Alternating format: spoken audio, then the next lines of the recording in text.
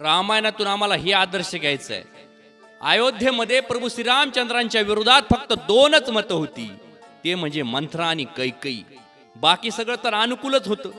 पण त्या दोन मताच्या विचारासाठी माझा प्रभू श्रीरामचंद्रजी 14 वर्षे वनवासात गेले आणि त्या 14 वर्षाच्या वनवासाच्या काळात रामाच्या विरहानं मंथरा आणि कैकई हे प्रतिकूल जे मत होते ना रामाच्या विरोधातले, ते सुद्धा रामासारखे बनले आणि मग प्रभू श्रीरामचंद्रजी सिंहासनावर येऊन बसले. आज लोकशाहीमध्ये 10 मताने एखादा विजय होतो आणि बॅनर लावतो की मी 10 मताने विजयी झालो म्हणून. अरे पण 90 मत विरोधात गेले ना तुझ्या. 90 मत.